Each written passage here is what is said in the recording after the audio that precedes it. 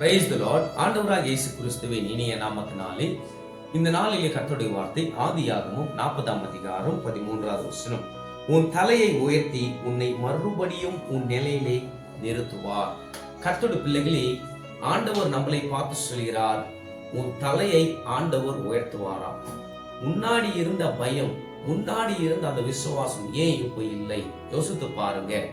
கர்த்தர்கிட்ட ஆரம்பத்துல எவ்வளவு விசுவாசத்தோடு வருவாங்க, எது செய்தாலும் கர்த்தர்கிட்ட ஒன்னொன்னு கேட்டு செய்வாங்க.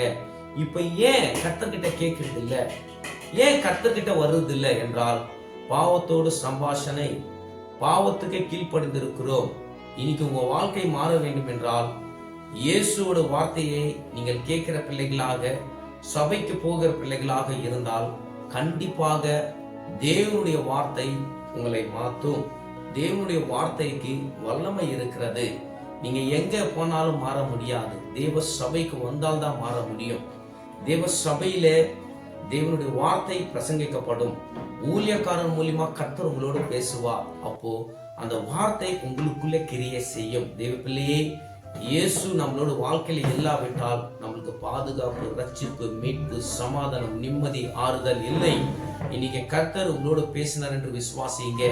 இந்த உலகத்திலே எத்தனை நாள் நம்ம வாழ முடியும்? யோசித்து பாருங்க.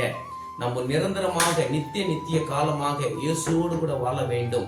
இன்னைக்கு எப்படியாப்பட்ட உலகத்துல பாவத்துல விழுந்திருந்தாலும் நீ தேவன்கிட்ட வந்து, ஆண்டவரே என்னை நீங்கள் மன்னியுங்க, அப்பா என் வாழ்க்கை உங்க கருத்துல நான் ஒப்பு கொடுக்கிறேன் என்று நீங்கள் சொல்லும் போது கண்டிப்பாக ஆண்டவர் உங்க பாவத்திலிருந்து விடுதலை கொடுத்து உனக்கு ஒரு ரட்சிப்பை கொடுத்து அவர் உன்னை அரவணைத்து உன்னை அவர் ஆசீர்வதிப்பார்.